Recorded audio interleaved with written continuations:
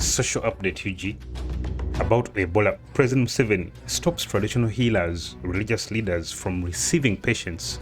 Yeah, the President of the Republic of Uganda has stopped traditional healers, commonly known as witch doctors, and religious leaders from receiving Ebola patients because it could be catastrophic. What you need to know is that the President urged traditional healers not to treat people with Ebola-like symptoms. Yeah, even those who haven't gone there to be treated for Ebola, but as long as they have the symptoms of the Ebola virus, they shouldn't be received and treated. Yeah, President Museveni has outlined loopholes that would lead to the spread of Ebola virus in the country if they aren't dealt with. The president urged the public to seek medical assistance if they believe they had come in contact with an infected person to get proper help. He cited Twagirayesu Ndahiro, who succumbed to the disease early this week. Mr. Museveni said Ndahiro had contacted with an Ebola patient and was supposed to be under quarantine, but he violated all health protocols, leading to the spread of the virus. And Ndahiro died at Kirudu Hospital in Kampala City, where he was admitted after escaping from Museveni district to Luwero district to seek treatment from a traditional healer. Yeah, so Museveni said that stop seeking treatment for Ebola from traditional healers. Those who are in hiding should come out immediately and report to health workers for proper follow-up. Suspected cases should cooperate with health workers.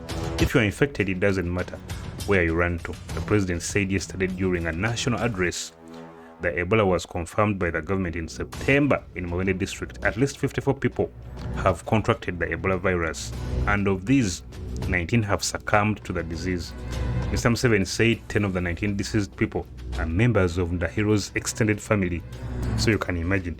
He said Ndahiro's family at one time seized the body of their relative who died of Ebola from officials. The body was subjected to traditional rituals before it was buried, which led to the spread of the virus. Ndahiro later took his brother, who had contracted the Ebola virus, to hospital. He died during a surgical operation. Several health workers who treated him also contracted the virus. 2 medical officers have since succumbed to the virus. The president said health workers told Ndahiro and his family to self-quarantine, but he himself decided to travel to Luwero district to seek treatment from a traditional healer, and that's how he kind of spread the virus. When his health deteriorated, he traveled to his relative's home in Busega, Kampala City, who hid him for some time before taking him to Kirudu Hospital and registered him under a fake name and address. He died hours after admission. Mr. Museveni said the body was put on a taxi and driven back to Museveni for burial. However, local leaders blocked the burial until medical experts had examined the body. The samples collected tested positive for Ebola, prompting health workers to put the entire family under forced quarantine. The president said all the contacts of the deceased in Kampala City and Luwero district have been identified and put under quarantine. He asked traditional healers and religious leaders not to receive patients to avoid coming into contact with the virus. When the government announces an epidemic, the traditional healers should stop admitting customers. Have you seen me come here to announce a malaria outbreak or constipation?